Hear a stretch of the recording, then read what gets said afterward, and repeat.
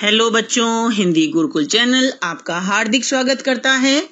इस वीडियो में प्रस्तुत है रस तथा उसके भेद, जिन्हें हम उदाहरणों के द्वारा समझेंगे। आइए बेटा शुरू करते हैं। रस का अर्थ। सबसे पहले ये समझेंगे कि रस किसे कहते हैं। काव्य में रस किसे कहा जाता है। रस का शाब्दिक अर्थ होता है बच्चों आनंद। काव्य को पढ़ते या सुनते समय जो आनंद मिलता है उसे हम रस कहते हैं। जो हमें सुख की अनुभूति होती है, जो हमें मजा आता है, आनंद मिलता है, हम उसे रस कहते हैं। रस को काव्य की आत्मा माना जाता है। बच्चों, अगर हम लिटरेचर पढ़ रहे हैं, साहित्य पढ़ रहे हैं, कोई कविता पढ़ रहे हैं और अगर हमें आनंद नहीं आ रहा है तो वो कविता अच्छी नहीं मानी जाएगी। आप उसे नहीं पढ़ेंगे, उसे अधिक लोग पसंद नहीं करेंगे। तो इसीलिए रस को काव्य की आत्मा माना जाता है। रस के अंग स्थायी भाव, विभाव, अनुभाव और संचारी भाव, ये चार रस के बच्चों अंग हैं। पहला देखें, स्थायी भाव। स्थायी भाव किसे कहते हैं। सहृदय के हृदय में जो भाव स्थायी रूप से विद्यमान रहते हैं उन्हें स्थायी भाव कहते हैं। बच्चों, हम सबके हृदय में जो भाव स्थायी रूप से हमारे सबके अंदर समाये हुए हैं, भगवान की देन है। मतलब जब से हम पैदा हुए हैं ये स्थायी भाव सबके अंदर होते हैं, है ना। और फिर क्या होता है बच्चों, अनुकूल वातावरण और परिस्थितियां होने पर ये सहसा जागृत हो जाते हैं और फिर ये भाव ही अभिव्यक्त होकर रस रूप में बदल जाते हैं। और फिर जैसे जैसे परिस्थितियां मिलती हैं उसी तरह से ये रस एकदम से जागृत हो जाते हैं, है ना, पुष्ट हो जाते हैं और रस में बदल जाते हैं।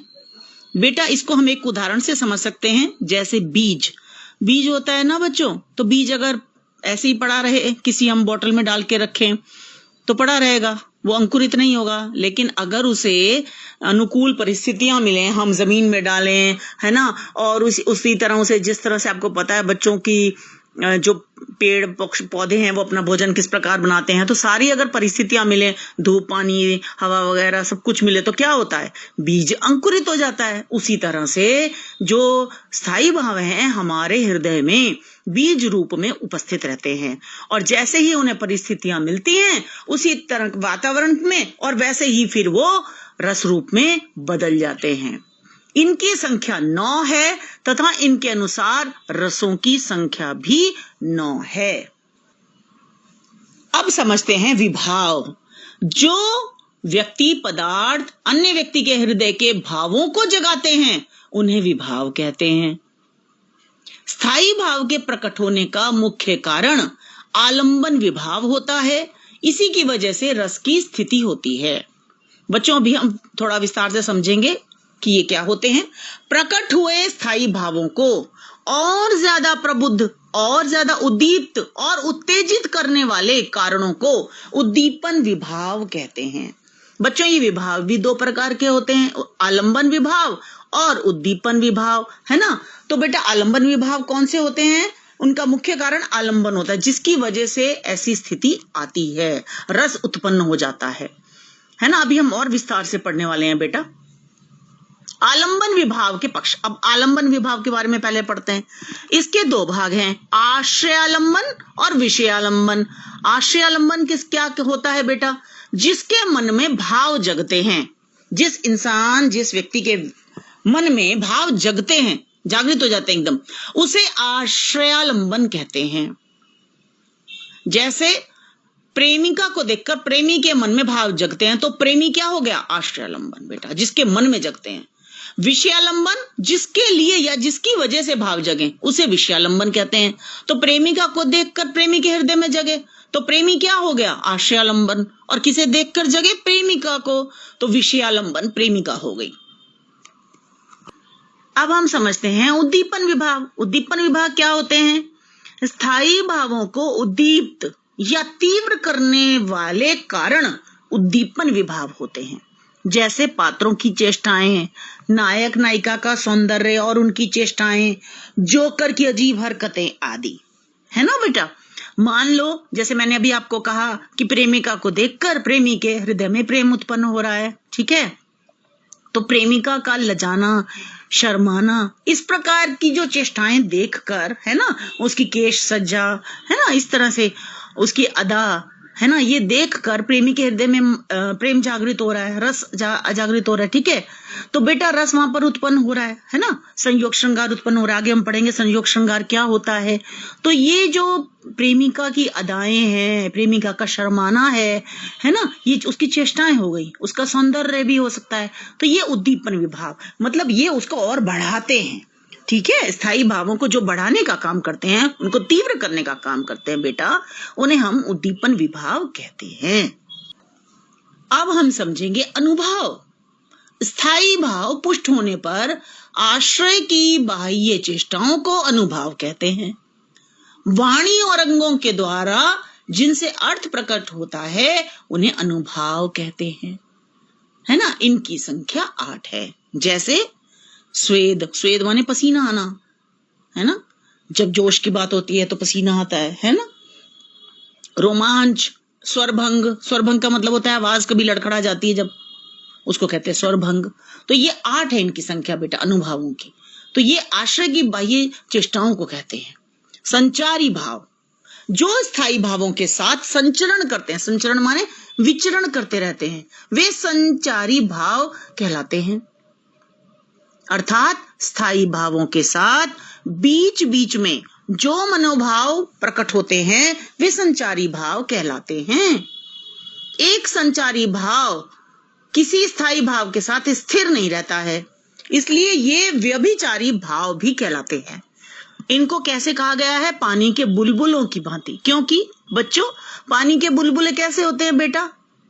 बनते हैं, बिगड़ते हैं, उनका कोई रूप स्थिर नहीं होता। उसी तरह से संचारी भाव विचरण करते रहते हैं, है ना। वो कभी किसी स्थायी भाव में आ जाते हैं, कभी किसी में चले जाते हैं।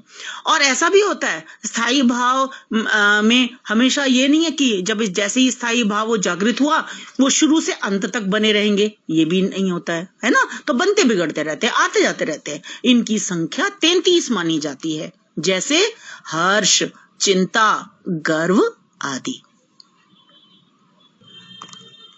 अब हम समझते हैं रस के प्रकार। परवर्ती आचार्यों के अनुसार रसों की संख्या 9 है, परंतु कुछ विद्वान प्रथम 9 रसों के अतिरिक्त वात्सल्य तथा भक्ति रस को मिलाकर रसों की संख्या 11 मानते हैं। परवर्ती माने पहले के आचार्यों ने संख्या मानी है रसों की 9 बच्चों। लेकिन कुछ जो विद्वान हैं वो ये कहते हैं नहीं, बाकी और 2 वात्सल्य और भक्ति भी रस में शामिल हैं, तो इसलिए 11 रस हैं। तो देखिए कौन कौन से रस हैं? श्रृंगार, हास्य, करुण, रौद्र, वीर, भयानक, विभत्स, अद्भुत, शांत, वात्सल्य और भक्ति। अब हम यहां समझते हैं कि कौन सा स्थायी भाव होता है जो रस का रूप धारण कर लेता है, परिपुष्ट हो जाता है। तो स्थायी भाव रति श्रृंगार उत्पन्न करता है, श्रृंगार रस की उत्पत्ति होती है उससे। हास स्थायी भाव से हास्य रस की, शोक स्थायी भाव से करुण रस की, क्रोध स्थायी भाव से रौद्र रस की, उत्साह स्थायी भाव से वीर रस की प्राप्ति होती है, वीर रस उदय होता है। भय स्थायी भाव से भयानक रस की उत्पत्ति होती है। जुगुप्सा से विभत्स रस की उत्पत्ति होती है। विस्मय स्थायी भाव से अद्भुत रस की उत्पत्ति होती है। निर्वेद से शांत रस, वत्सल से वात्सल्य रस, और रति जब ईश्वर के प्रति रति होती है तो भक्ति रस होता है। बच्चों रति 2 प्रकार की होती है। जब रति प्रेमी प्रेमिका के प्रति होती है तो श्रृंगार रस होता है, और जब रति ईश्वर के प्रति होती है तो कौन सा रस होता है बेटा? भक्ति रस होता है, क्योंकि उससे भक्ति उत्पन्न होती है। अब यहां देखें बेटा, ये मुख्य बातें हैं, ये जरा समझ लें। श्रृंगार रस को रसराज या रसपति कहा जाता है ना। नाटक में 8 ही रस माने जाते हैं, क्योंकि वहां शांत को रस में नहीं गिना जाता। भरत मुनि ने रसों की संख्या 8 मानी है। कहते हैं कि भरत मुनि ने ही इसको मतलब पहचाना, और वो प्रवर्तक भी कहलाते हैं। आगे मैं बता रही हूं बेटा। भरत मुनि ने केवल 8 रसों की चर्चा की है, पर आचार्य अभिनव गुप्त ने 9 रसों को काव्य में स्वीकार किया है। श्रृंगार रस के व्यापक दायरे में वात्सल्य रस और भक्ति रस आ जाते हैं। इसलिए रसों की संख्या 9 ही मानना ज्यादा उपयुक्त है। इसलिए बच्चों कोई पूछे तो हम यही जवाब देते हैं कि रस कितने हैं, 9 रस है। इसीलिए नव रस कहा जाता है। नव माने 9 रस। रस संबंधी तथ्य, भरत मुनि को काव्य शास्त्र का प्रथम आचार्य माना जाता है। सर्वप्रथम आचार्य भरत मुनि ने अपने ग्रंथ नाट्य शास्त्र में जो उन्होंने लिखा उसमें उन्होंने रस का विवेचन किया। उन्हें रस संप्रदाय का प्रवर्तक माना जाता है। अब बेटा हम एक एक रस को उदाहरण सहित समझेंगे। पहला श्रृंगार रस। इसके 2 भाग होते हैं, है ना। इसकी 2 कैटेगरी हैं, संयोग श्रृंगार और वियोग श्रृंगार। पहले संयोग श्रृंगार। नायक नायिका के मिलन में पारस्परिक रति को संयोग श्रृंगार कहते हैं। रति स्थायी भाव जब विभाव, अनुभाव और संचारी भावों से परिपुष्ट होकर आस्वाद्य हो जाता है तो वहां संयोग श्रृंगार रस होता है। इसका स्थायी भाव रति है।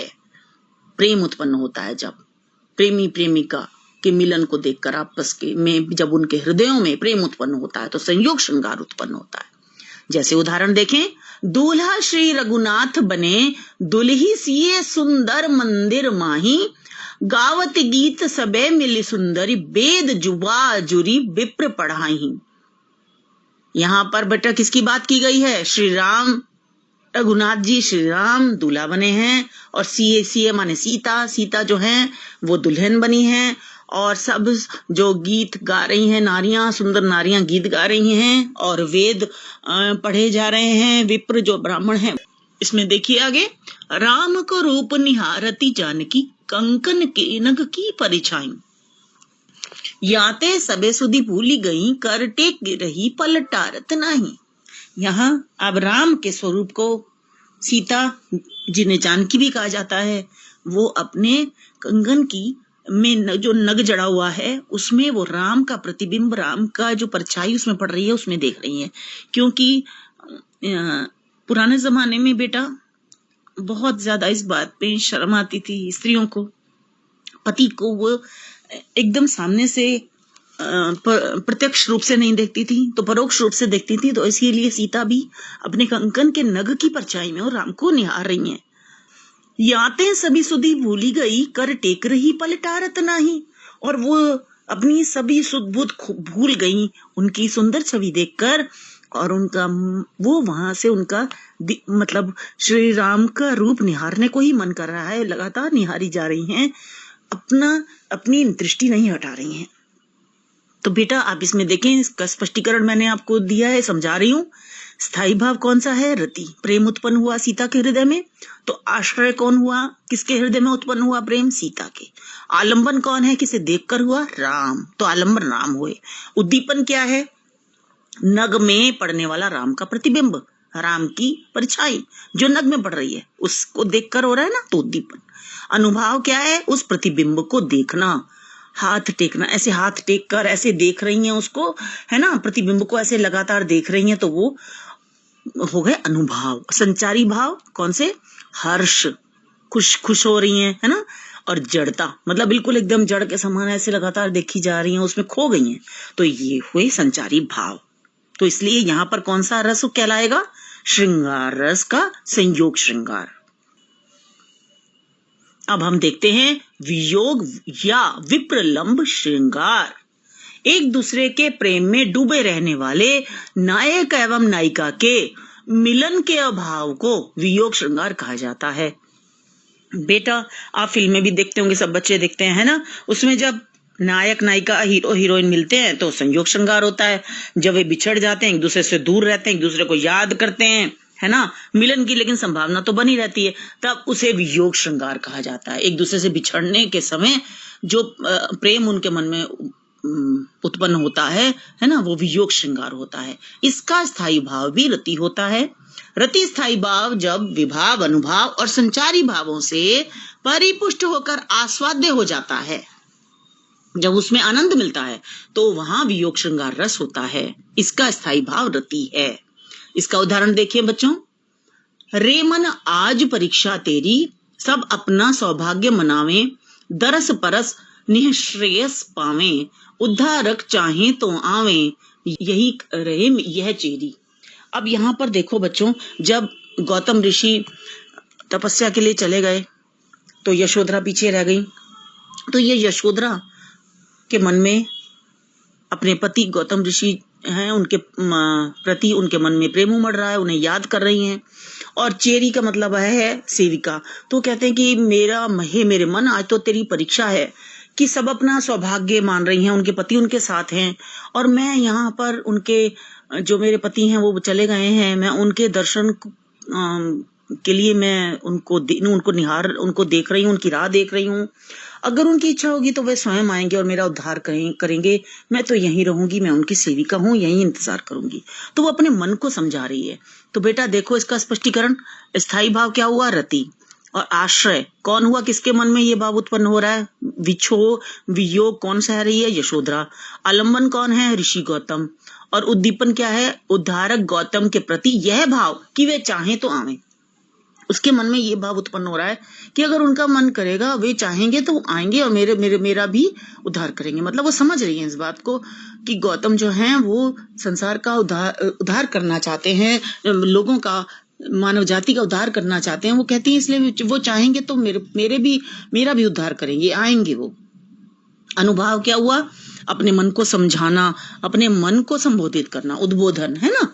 संचारी भाव कौन से हुए? मति, मतलब दिमाग से सोच रही हैं, देखो मति की हो गया, वितर्क और अमर्ष आदि। अतः यहाँ वियोग श्रृंगार है। इसलिए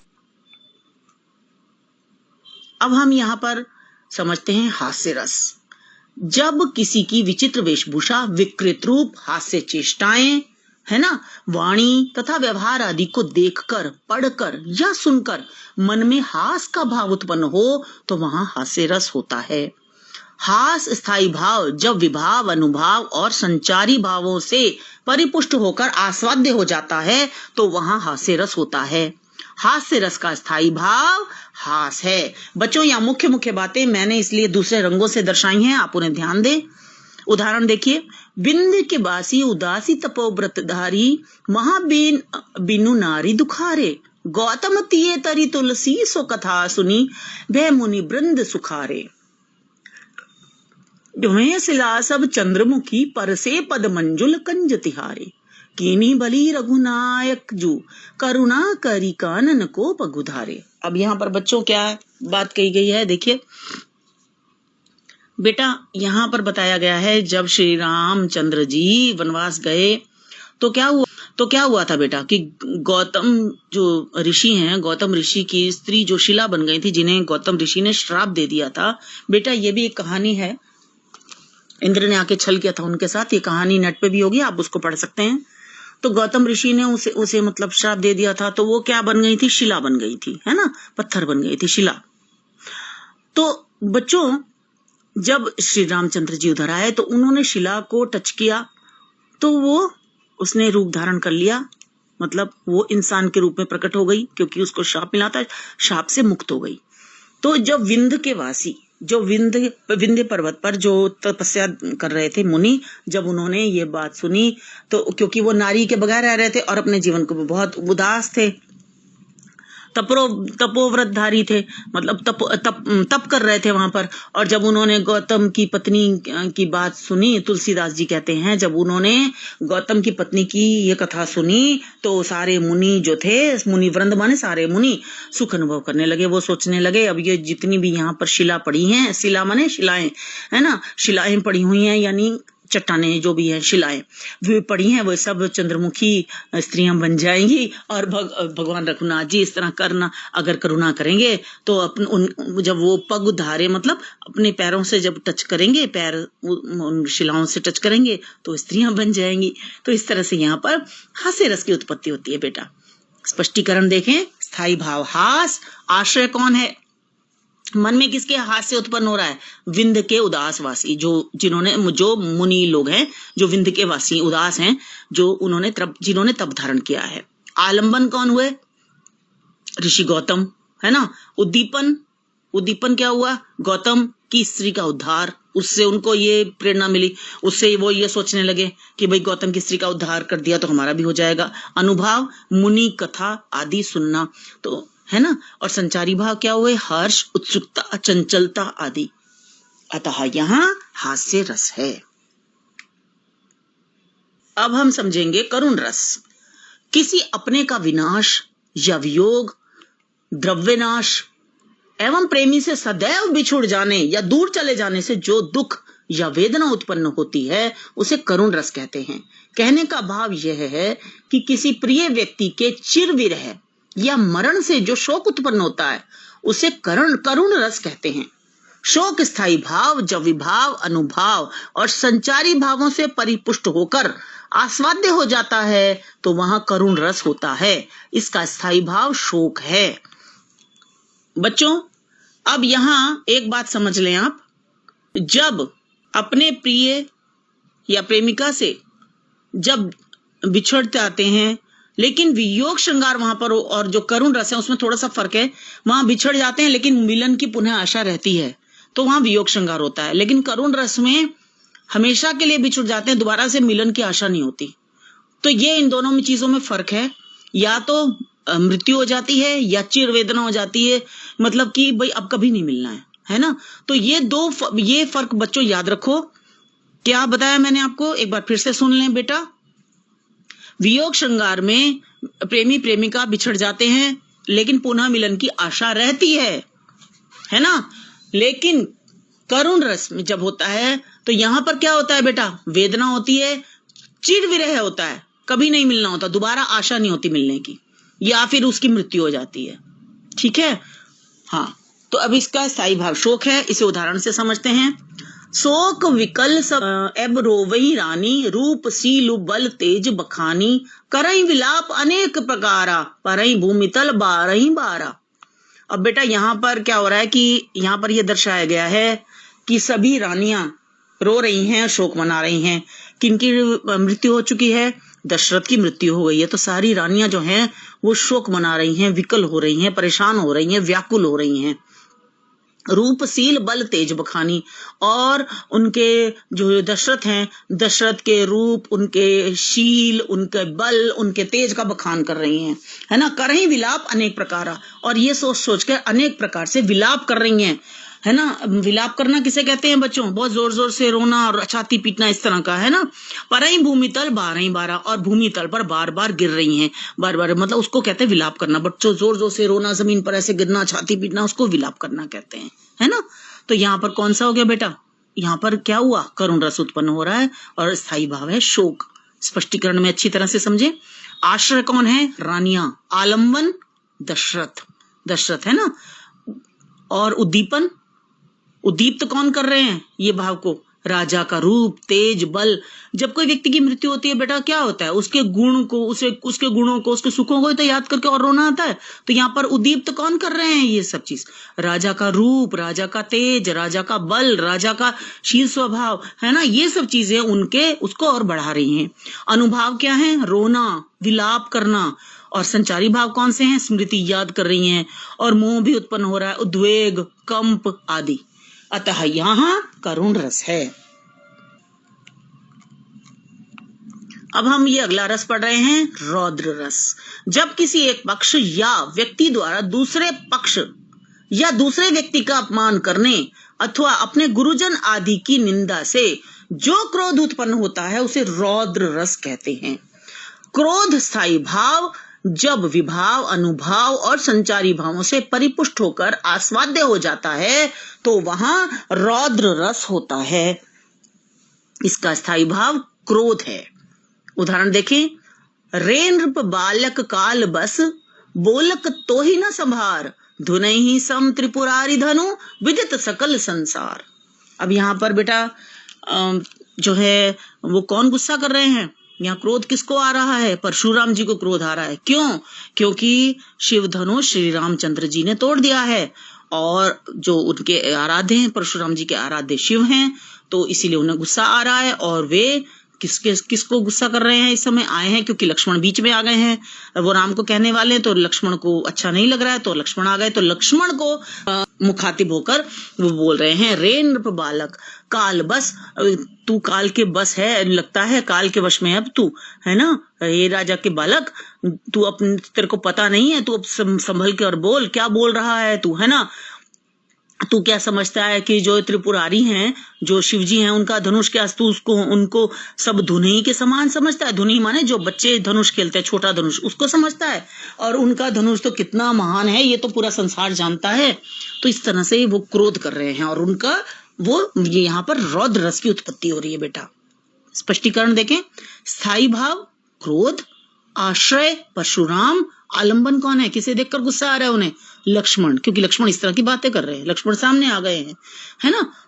और उद्दीपन, शिव धनुष का अपमान हो गया है और लक्ष्मण की चेष्टा है, क्योंकि लक्ष्मण ऐसे ऐसे कुछ बातें कह रहे हैं परशुराम जी को जो उन्हें नहीं कहनी चाहिए। अनुभाव क्या है? परशुराम का क्रोधित होना, क्या नजर आ रहा है उनका गुस्सा कैसे और आंखें लाल हो गई हैं उनके गुस्से से, उनके नथुने फड़क रहे हैं, भौएं फड़क रही हैं। नथुने किसे कहते हैं बच्चों? नोज के नोस्ट्रिल्स को कहते हैं नथुने, और भौएं हैं आईब्रोज, वो फड़क रहे हैं गुस्से में और गर्जना कर रहे हैं वो। और संचारी भाव कौन से हैं बेटा? आवेग, उग्रता, स्मृति, चपलता आदि। अतः यहाँ रौद्र रस है। अब हम समझ रहे हैं वीर रस। युद्ध अथवा किसी कठिन कार्य को करने के लिए हृदय में निहित उत्साह स्थायी भाव के जागृत होने पर जो भाव उत्पन्न होता है उसे वीर रस कहा जाता है।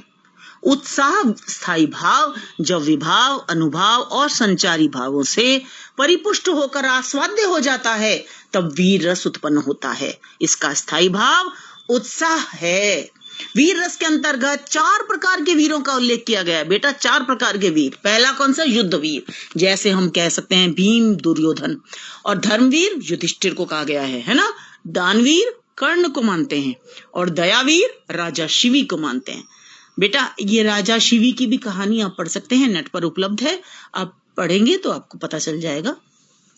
अब आगे इसका उदाहरण समझते हैं और फिर हम देखते हैं। मैं सत्य कहता हूं सखे, सुकुमार मत जानो मुझे, यमराज से भी युद्ध में प्रस्तुत सदा जानो मुझे। हे सारथे हैं द्रोण क्या, आवे स्वयं देवेंद्र भी, वे भी ना जीतेंगे समर में, आज क्या मुझसे कभी। अब यहाँ पर जो अभिमन्यु है, अभिमन्यु अपने बारे में कह रहा है। अभिमन्यु को जोश आ रहा है क्योंकि वो देख रहा है कि उसकी जो सेना है ना, उनकी जो सेना है, जो पांडवों की सेना है, वो उसपे बहुत क्षति भी पहुंच गई है उनकी सेना को, लेकिन वो उसमें उत्साह का संचार हो रहा है और वो बहुत वीर है। तो उत्साह भरे वचन ये वो कह रहा है। तो यहाँ पर देखिए, स्पष्टीकरण देखें बेटा। स्थायी भाव उत्साह, और आश्रय कौन है? अभिमन्यु। आलंबन कौन है? किसको देखकर वो कह रहा है? क्योंकि कौरव सेना में द्रोण आदि सामने खड़े हैं, तो वो कह रहा है कि द्रोण क्या, कोई भी आ जाए, स्वयं अगर देवेंद्र यानी इंद्र भी आ जाएं तो भी मैं नहीं डरता, है ना? अब वो सारथी से कह रहा है, वो कह रहा है कि मैं आज सबको दिखा देना चाहता हूं कि मैं युद्ध में हार नहीं मानने वाला हूं। मैं अब समर कहते हैं बच्चों युद्ध में। तो उद्दीपन क्या हुआ? चक्रव्यूह की रचना। चक्रव्यूह की रचना की गई थी। जो चक्रव्यूह की रचना जब की गई है तो उसको, और सामने कौरव सेना में सब ये महारथी खड़े हैं, द्रोण इत्यादि, है ना, कर्ण वगैरह, तो उनको देखकर वो बोल रहा है। अनुभाव क्या है? अभिमन्यु के वचन। संचारी भाव गर्व, हर्ष, उत्सुकता, कंप, मद, आवेग, उन्माद आदि। अतः यहाँ वीर रस है बेटा। अब हम यहाँ पर देखते हैं भयानक रस। भयप्रद वस्तु या घटना देखने सुनने अथवा प्रबल शत्रु के विद्रोह आदि से भय का संचार होता है, मतलब डर, है ना? कोई ऐसी डरावनी वस्तु हम देख लें, कोई डरावनी घटना देख लें, सुन लें, या हमारे से ज्यादा शक्तिशाली कोई शत्रु है उसका विद्रोह हम सुन लें, उसको देख लें, तो डर उत्पन्न हो जाता है। तो इसी को यहाँ पर कहा गया है बच्चों, इसी को मैंने समझाया है। भय स्थायी भाव जब विभाव, अनुभाव और संचारी भावों से परिपुष्ट होकर आस्वाद्य हो जाता है तो वहां भयानक रस होता है। इसका स्थायी भाव भय है। उदाहरण देखें। एक और अजरई लखी, एक और मृगराय, विकल बटोही बीच ही परियो मूर्छा खाए। कि एक तरफ तो अजगर देखा और दूसरी तरफ मृगराय किसे कहते हैं, शेर को देखा। और जो बटोही था, यानी कि बटोही किसे कहते हैं बेटा, यात्री बटोही है ना, उसने देखा तो उसने सोचा कि मेरे तो बीच में फंस गया हूं, और ऐसे सोचकर उसे मूर्छा आ गई, वो मूर्छित हो गया। अब यहाँ स्पष्टीकरण देखें, स्थायी भाव भय, आश्रय कौन हुआ, यात्री, आलंबन किसे देखकर हुआ, अजगर और सिंह, शेर को देखकर, और उद्दीपन अजगर और सिंह की भयावह आकृतियां और उनकी चेष्टाएं। अनुभाव क्या हुआ, यात्री को मूर्छा आना, वो मूर्छित हो गया। और संचारी भाव कौन से उत्पन्न हुए, कौन से आए यहाँ पे लगेंगे बेटा, इसमें कौन से नजर आते हैं हमें, आवेग, निर्वेद, दैन्य, शंका, व्याधि, त्रास आदि। अतः यहाँ भयानक रस है। अब हम यहाँ पर समझेंगे विभत्स रस। विभत्स रस कैसे उत्पन्न होता है, देखें बेटा। घृणित वस्तुओं को, यानी कि जिन वस्तुओं को देखकर हमें नफरत आती है, घृणा उत्पन्न होती है हमारे मन में, घृणित वस्तुओं को देखकर या उसके बारे में सुनकर मन में जो घृणा उत्पन्न होती है ना, तो घृणा नामक स्थायी भाव जब विभाव, अनुभाव और संचारी भावों से परिपुष्ट होकर आस्वाद्य हो जाता है तो विभत्स रस उत्पन्न होता है। इसका स्थायी भाव जुगुप्सा या घृणा है। उदाहरण देखें, सिर पर बैठे काग, आंख देव खात निहकारत, खींचत जीवहि स्यार अति आनंद उर धारत, गीध जांग को खोदी खोदी के मांस उपारत, स्वान अंगुरीन काटी काटी के खात विदारत। अब यहाँ पर बच्चों युद्ध में जैसे होता है ना बच्चों, युद्ध स्थल में जब सैनिक मर जाते हैं या किसी प्राणी की मृत्यु हो जाती है तो क्या होता है बेटा, वहां पर जो प्राणी होते हैं, जो जंगली जानवर वगैरह सब होते हैं, वो क्या करते हैं, मांस को, मरे हुए प्राणी का मांस नोच नोच कर खाते हैं, है ना। तो यहाँ पर क्या यही दिखाया गया है कि सिर पर बैठे हो काग, और अब जो काग है, कौवा है, वो सिर पर बैठा हुआ और वो किसको, ये शमशान का दृश्य है, वहां पर जो प्राणी है, तो जो मरा हुआ प्राणी है, तो उसकी यहाँ पर ये की गई है बेटा बात। वो क्या कर रहा है, आंख निकाल के ऐसे खा रहा है उसको, और खींचत जी वही सियार और आनंद उर धारत, और बड़ा जो सियार है वो बहुत खुश हो रहा है और जीभ निकालकर उसका जो छाती है वो बड़ी प्रफुल्लित हो गई है। उर धारत मतलब आनंद, उर माने हृदय, हृदय में बड़ा आनंद मना रहा है, भाई आज तो अच्छा उसको भोजन मिला है ना।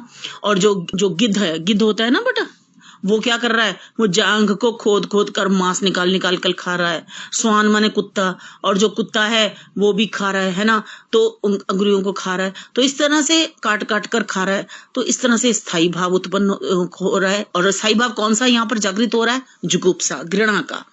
और आश्रय कौन है, राजा हरिश्चंद्र, है ना। और आलंबन क्या है, किसे देखकर हो रहा है बेटा, मन में किसके उत्पन्न हो, राजा हरिश्चंद्र, शमशान। बेटा राजा हरिश्चंद्र सत्यवादी थे, तो जब उनकी पत्नी की, बेटे की हो गई थी, मौत हो गई थी, तो वो क्या, उनके जीवन में बहुत ऐसे कष्ट आए थे, और शमशान में उन्होंने वहां पर उनको काम मिला और वहां पर खड़े थे, तो इसीलिए उसी का यहाँ पे चित्रण किया गया है।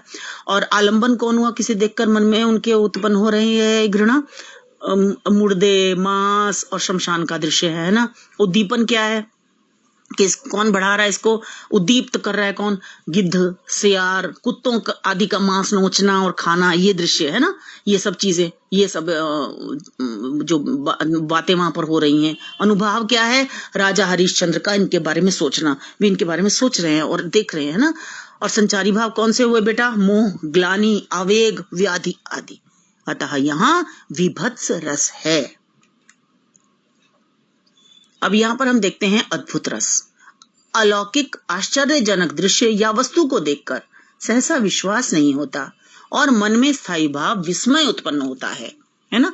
अचानक हम मतलब हैरानी उत्पन्न करने लगते हैं, मतलब हैरान हो जाते हैं हम।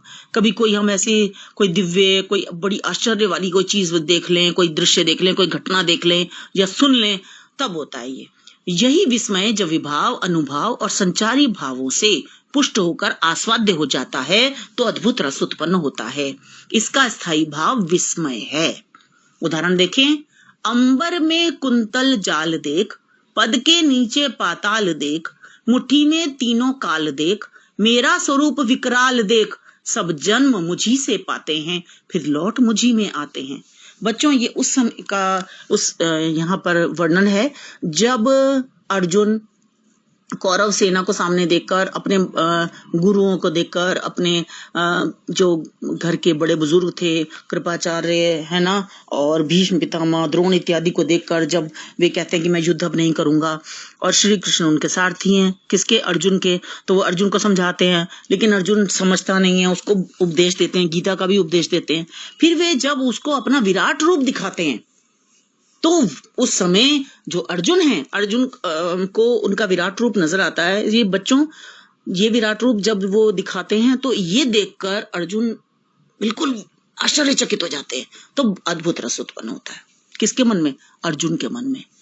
देखिए, अंबर में कुंतल जाल देख, उनके पूरे आकाश में उनके बालों का जाल, पूरा ऐसे बाल ऐसे बिखर से जाते हैं जब वो श्री कृष्ण अपने विराट रूप में आते हैं। पद के नीचे, उनके पैरों के नीचे पाताल देखता है। वो मुट्ठी में तीनों काल, वो मुट्ठी में अपने तीनों काल दिखाते कि मेरी मुट्ठी में तीनों काल है ना, और मेरा स्वरूप कि मेरा इतना विकराल स्वरूप आया है, तेरे को आज दिखा रहा हूं मैं अपना, मेरा ये रूप भी है। सब मुझी से जन्म लेते हैं और मुझी में समा जाते हैं मृत्यु के बाद। तो ये जब अपना रूप वो श्री कृष्ण दिखाते हैं, उसका यहाँ पे चित्रण है। स्पष्टीकरण देखें बच्चों। स्थायी भाव विस्मय, आश्रय, किसके मन में ये भाव उत्पन्न हो रहा है? अर्जुन के। आलंबन कौन है? ईश्वर का विराट स्वरूप, श्री कृष्ण का विराट स्वरूप। ठीक है। उद्दीपन, विराट स्वरूप के अद्भुत क्रियाकलाप जो वो दिखा रहे हैं, जो उनका अद्भुत क्रियाकलाप दिखा रहे हैं, मुट्ठी में दिखा रहे हैं, पैरों के नीचे पाताल दिखा रहे हैं उस अर्जुन को। तो ये सब हो गया है ना उद्दीपन। अनुभाव, आंखें फाड़ कर देखना। उसका मतलब क्या प्रतिक्रिया हुई? अर्जुन आंखें फाड़ फाड़ कर देखने लगे, स्तब्ध रह गए, अवाक रह गए। तो ये अनुभाव हो गए बेटा। संचारी भाव कौन से हो गए? श्रम, औत्सुक्य है ना, चिंता, त्रास आदि। अतः यहाँ पर अद्भुत रस है। अब हम देखेंगे शांत रस। संसार और जीवन की नश्वरता का बोध होने से, चित्त में एक प्रकार का विराग उत्पन्न होने से मनुष्य भौतिक और लौकिक वस्तुओं के प्रति उदासीन हो जाता है ना। जब इंसान को इस सच्चाई का पता चल जाता है कि आत्मा परमात्मा का अंश है और उसे संसार की जो मेटीरियलिस्टिक चीजें हैं उसमें उसकी रुचि नहीं रहती, उसमें उसका मोह नहीं रहता, सांसारिक मनुष्यों के प्रति उसका मोह नहीं रहता है ना। तो जब ये मोह खत्म हो जाता है और वो उदासीन हो जाता है उनके प्रति, इसी को निर्वेद कहते हैं बच्चों। जो विभाव, अनुभाव और संचारी भावों से पुष्ट होकर शांत रस में बदल जाता है, इसका स्थायी भाव निर्वेद या वैराग्य है। उदाहरण देखें। मेरो मन अनंत कहाँ सुख पावे, जैसे उड़ी जहाज को पंछी पुनी जहाज पर आवे। अब ये बात सूरदास जी कह रहे हैं कि मेरा मन कहाँ सुख पाता है, कहीं भी सुख नहीं पाता। जैसे पानी का जहाज हो, उसके चारों ओर पानी ही पानी होता है, और जो पंछी है वो जहाज के ऊपर बैठा हुआ है और वो इधर उधर उड़ता है, लेकिन चारों तरफ पानी देखकर वापस जहाज पर आ जाता है। वो कहते हैं इसी तरह से मेरा मन है। मेरा मन कहीं पर भी मैं जाऊं, कहीं मैं कुछ देखता हूं, मुझे कहीं सहारा ही नहीं मिलता है, मुझे कोई सहारा नजर ही नहीं आता है। श्री कृष्ण ही मेरे सहारा हैं। तो श्री कृष्ण के ही से ही मुझे सुख मिलता है, उनकी भक्ति करके ही मुझे सुख मिलता है। तो मेरा मन और कहाँ जाएगा? अर्थात मुझे तो श्री कृष्ण की भक्ति में ही आनंद, सुख की प्राप्ति होती है। स्पष्टीकरण देखें। स्थायी भाव निर्वेद, आश्रय सूरदास, आलंबन संसार की असारता, संसार की नश्वरता, और उद्दीपन क्या है? जहाज का पंछी। अनुभाव अलौकिक प्रसन्नता। बच्चों, जिस इंसान को सामाजिक लोगों के प्रति, भौतिक वस्तुओं के प्रति है ना, और रिश्ते नातों के प्रति जब वो उदासीन हो जाता है, तो और उसे जब ये इस बात का एहसास हो जाता है कि आत्मा परमात्मा का अंश है, तो वो अलौकिक आनंद महसूस करने लगता है, तो उसे अनुभाव कहेंगे। संचारी भाव मति आदि। अतः यहाँ शांत रस है। बेटा अब हम वात्सल्य रस 10वां है वो भी पढ़ लेते हैं। वात्सल्य रस का संबंध छोटे बालक बालिकाओं के प्रति माता पिता एवं सगे संबंधियों का प्रेम एवं ममता के भाव से है। हिंदी कवियों में सूरदास ने वात्सल्य रस को पूर्ण प्रतिष्ठा दी है। तुलसीदास की विभिन्न कृतियों के बालकांड में वात्सल्य रस की सुंदर व्यंजना है। इसका स्थायी भाव वत्सलता या स्नेह है। उदाहरण देखें। बाल दशा मुखी निरखी जसोदा, पुनि पुनि नंद बुलावती, अंजरा तक के ढांकी सूर, प्रभु को दूध पियावती। अब यहाँ पर बच्चों इसका चित्रण है, माँ यशोदा आंचल ढककर भगवान, किसको, कौन से भगवान को यशोदा ने पाला? श्री कृष्ण। श्री कृष्ण, सूरदास जी कहते हैं, श्री कृष्ण को गोदी में लेकर उन्हें दूध पिला रही हैं और उन्हें बार बार निरख रही हैं, उन्हें बार बार निहार रही हैं।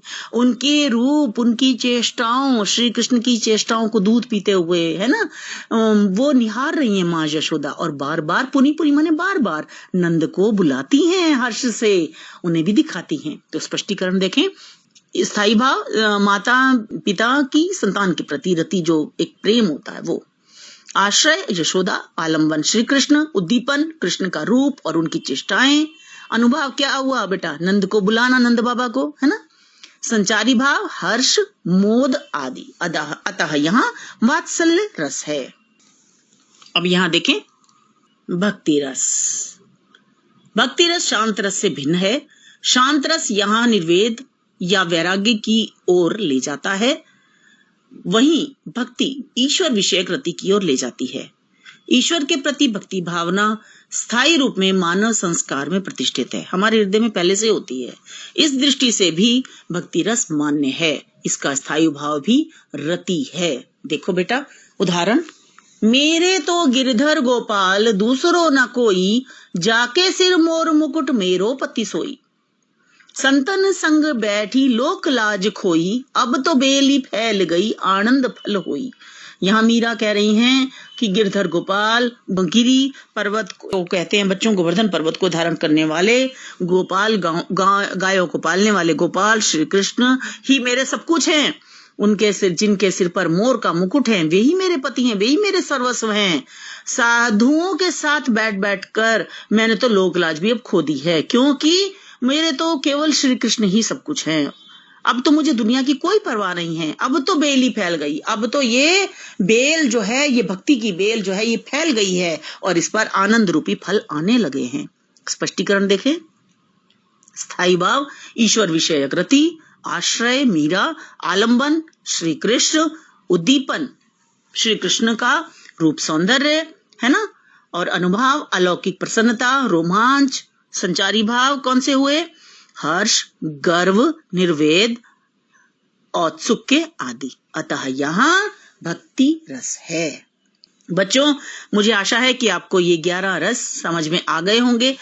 इसमें 9 रस ही प्रमुख हैं। बच्चों रस संबंधी प्रश्नों के अभ्यास के लिए इस वीडियो का दूसरा भाग जरूर देखें, जो इसके बाद ही मैं अपलोड कर दूंगी, कुछ दिनों में अपलोड हो जाएगा, वो जरूर देखें। आपने रस से संबंधित कितना ज्ञान अर्जित किया, आपका ये खुद टेस्ट भी हो जाएगा, इसको जरूर देखिएगा। और व्याकरण के अन्य पाठों के लिए इस वीडियो के नीचे डिस्क्रिप्शन बॉक्स में जरूर देखें। इस वीडियो को लाइक करें, शेयर करें दोस्तों के साथ, और सब्सक्राइब अगर अभी तक नहीं किया है तो जरूर सब्सक्राइब करें, और बेटा बेल आइकन को क्लिक करें ताकि हम जब भी वीडियो डालें आप तक उसकी नोटिफिकेशन तुरंत पहुंच जाए। तो मिलते हैं अगली वीडियो में और फिर एक नया चैप्टर हम समझेंगे।